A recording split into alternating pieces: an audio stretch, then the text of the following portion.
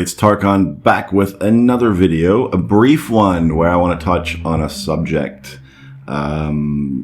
relating to the idea, and as I've talked about before, the idea of not looking at the world as it is. In other words, you've heard this many times in manifesting from different various teachers and gurus and whatever, saying, hey, don't look at the world and your physical situation as is if the way you see things is not to your liking, it's not pleasing, it does not agree or match your concept of what you want and your desire of how you want things to be and circumstances to be. Now, this is very important because we have to understand that physical reality is just a mirror. We have to repeat that again and again until it's drilled into our monkey nut, that physical reality is nothing but a mirror, a reflection of your inner state.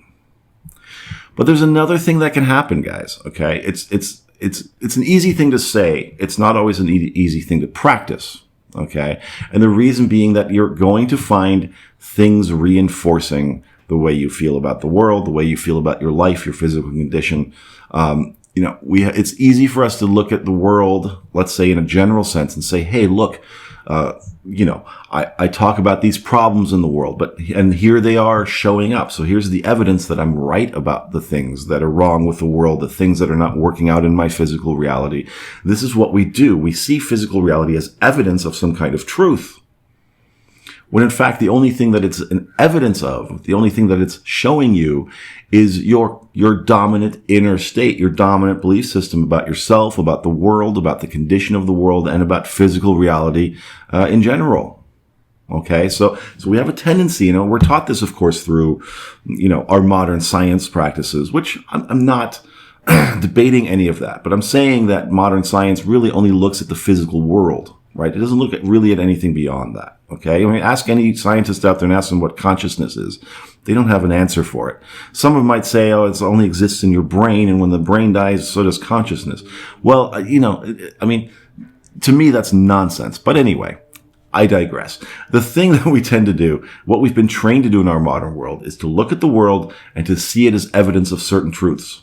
Okay. Well, this is happening, so therefore this must be true. Okay. Or, I can make a statement like, hey, human beings are stupid. And then I can see it all the different, evidence that comes towards me through the news media, through whatever it is that shows me that people are stupid. And I go, see, I was right about that. People are stupid. Look at all the stupid things they're doing. Look at all the stupid things they're saying. The only thing it's evidence of is your belief that people are stupid. That's all it's reflecting back to you. You've adopted that belief through whatever reason. Maybe it was given to you by your parents, by society at large. Maybe you came to the conclusion one day, I think people are stupid. They do and say stupid things constantly. And here's the evidence. You see it happening. Look at the news. Look at the news. Look at the news. Look how stupid people are. The only thing that it's showing you, the only thing that it's evidence of, is your belief that you've adopted that people are stupid. That the world is a terrible place. That the world is violence. That there's always going to be war and famine and horrible things happening. The only thing that the physical reality is showing you is that you believe that. That's it. And the moment you change that belief, the moment you show up differently, even just a little bit, when you take even just baby steps, other evidence will show up. Okay? Because to another person, they might hear your statement that says people are stupid, but they may not hold that belief. They may hold the belief that people are actually quite ingenious and creative, and good at heart. And they might look at you and go, well, I don't share that reality. I don't share that view. Therefore, in my reality, the evidence that people are stupid doesn't show up because their inner world is different from yours. So what their physical reality is reflecting back to them is going to be different from yours. Okay. So this is a very important point to make because this goes all the way down from your personal experiences in your life, your personal relationships, the personal manifestations that you have in your physical reality, all the way up to the sort of global universal ones, okay, the collective ones, okay, because the collective reality is formed by just all the individual realities that are out there. And sometimes those seem to be in conflict with each other, okay? But the only way to really change the world and influence the world and your world is to change your belief about it. What you believe to be true. Challenge those beliefs. If you have a belief like people are inherently bad, is that necessarily true? And start telling yourself when you look at evidence of that, hey, wait a minute.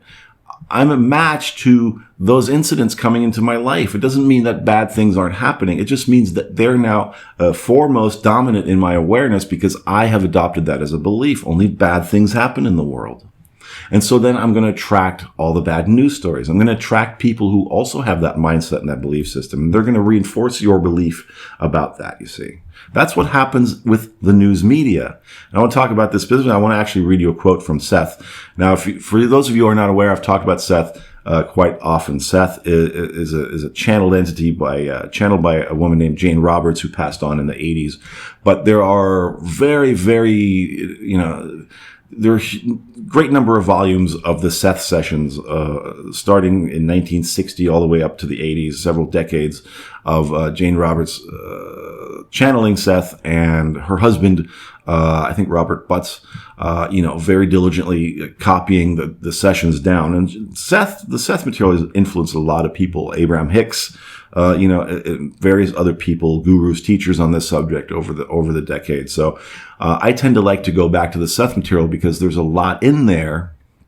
There's a lot of stuff in there to think about. There's a lot of stuff. They touch upon many different subjects. So I highly recommend people get into the Seth material if they haven't already. And it really does come down to basically reality creation and manifesting and all the stuff that we talk about here on this channel. So let me read this quote. It's not a short quote necessarily, but it's just a little blurb, a little excerpt, let's say. Seth's comments on the media. Now, remember, this is something from back in the 70s. So Seth is talking about newspapers. Maybe newspapers aren't as dominant as they used to be now. You can translate this to whatever, your online news, television news, blogs, whatever it is, okay? Seth's comments on the media. People generally have been taught to play down their own heroism and to concentrate upon man's weaknesses. And so your newspapers contain categorized fact upon fact, emphasizing man's errors and stupidities. It has become virtuous to keep track of these, as if concentrating upon errors will do anything but compound them. Notice this here, right? If you focus on what's wrong in the world, that's what you're going to keep seeing, because physical reality is a mirror that reflects your beliefs and what you focus on back to you. I am, again, not telling you to be blind to physical events, but to realize that the news media and your organizations are not giving you an objective view of the world. I would also like to remind you both of the difference between direct experience and secondhand tales. To some extent, it is because you have accepted the newspaper's view of reality as real, that you have allowed yourselves to dwell upon certain attitudes about your fellows. The newspaper world is highly distorted, organized in such a manner that its data reinforce negative beliefs and constantly give evidence only of negative patterns. These, then, are taken as an objective picture of the fact world. All of the heroism, the private and even mass triumph, and the good intent have been left out. The world is seen as a patient, sick in body, insane of mind, a thing that needs treatment, a Freudian and Darwinian monster. Even with your own changed beliefs, the two of you still see that mirror when you read a newspaper and do not realize the invisible organizations behind the news. You hypnotize yourselves into your view of reality. The newspapers act as a hypnotic suggestion of a potent kind. So again, this last line is very, very telling. You hypnotized yourselves into your view of reality. And therefore, in a way, and this is maybe something that is kind of left out of this blurb, and something that I'm going to add to it, is that we created the condition of the way that the news media presents the world to us because of our beliefs that we've adopted. Now, you can argue which came first, the chicken or the egg, right? Did all the negative news coverage come first, and then we adopted the beliefs that the world is horrible and a Darwinian, Freudian monster, insane of mind, sick of body? Or did we somehow have that belief maybe imprinted in us, passed down from generation to generation within a family setting, or at some point we decided for ourselves that this was the reality, and so we create all the news stories and all the news media constantly bombarding us and vomiting out these horrible, terrible stories about the world and about humanity. That really doesn't matter. What is important to understand is that wherever the belief came from, you adopted it as real at some point. Okay, we adopted as real at some point that the world is horrible, it's a terrible place. Therefore, look at all the evidence. Look at all the things happening out there. Now, this translates and trickles down to your personal life. Okay, when we talk about your money situation, well, money is evil. Money is difficult to come by. Money is limited. So, a short number of people have all of it. And the rest of the people have very little of it. Like there's some finite number of dollars or some finite, some limit on wealth. I mean, from a universal perspective, there's no limit on anything. Okay. But we adopt these ideas and therefore we look, I'm poor. Therefore that must be the truth about that. No, you're poor because you adopt a belief about money, that it's evil, that you are poor. You identify with the state of poverty. You make it about who you are, instead of a thing that you're experiencing, a thing you're manifesting, and that you can change that belief about yourself at any time, okay? And as you do, you're going to see different evidence of things, right? Of your new adopted belief system, all right? Now, the best way to adopt a new belief system is just start practicing it. Don't try to undo the old belief system. Just start practicing the new one until the new one dominates and the old one slips into the background. That doesn't mean you're still not going to see negative things happening and stories of this and that and calamity and catastrophe, but they're not going to affect you as much. And you're going to look at it from a different perspective. You're going to say, oh, I see, I'm creating this. I see, where's my focus right now? This is the way you need to start looking at yourself and the relationship between your thinking, the way you're looking at yourself in the world, and what is bouncing back to you from your physical reality, because it's only a mirror reflecting that back to you. And at any time, there's a 50% chance of anything happening, whether good or bad. But the choice is yours. In this physical environment, that's always going to be the possibility. This is always going to be the possibility. It's up to you to choose which of those things you focus on. Am I going to focus on all the negative, horrible things in the world? I'm going to focus on where things are working out. Fred Rogers, for those of you who don't know, was a famous children's television host here in the United States in the 60s and 70s and 80s. And, he made a very profound and simple statement once that when he was a child, his mother would, if he read bad stories in the newspapers, his mother would always tell him, look for the helpers. In other words, any situation is going to have good and bad elements attached to it. Look for the helpers. Look for the ones who are helping. In other words, focus on where things are working out. And I said this so many times. And this isn't just true about your personal lives.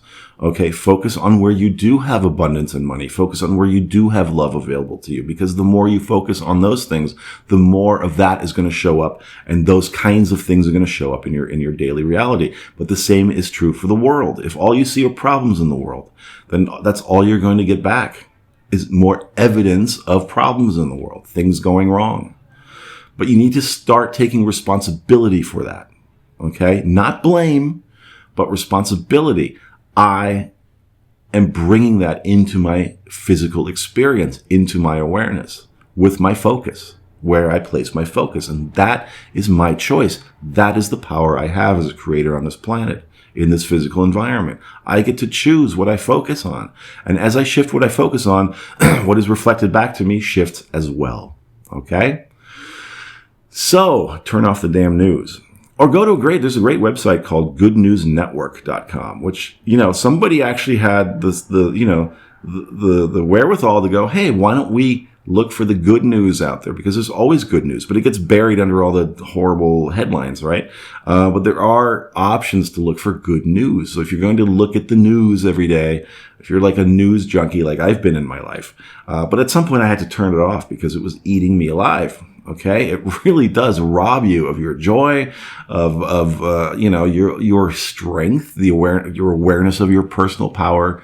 Turn it off for a while. Go on a media diet or look for only good news. Okay, and you'll see things shifting. You'll see the way you feel shift. And in the end, as a creator and as a manifester, that's all that matters, is how you decide to feel. Okay, thanks for watching, guys. This is Tarkan. I hope this has been helpful to you. If it has, if you like it, please hit like. If you haven't done so already, please hit subscribe, hit the little bell icon, and share this video with anyone you think might benefit from it. Until next time, happy manifesting, and bye-bye.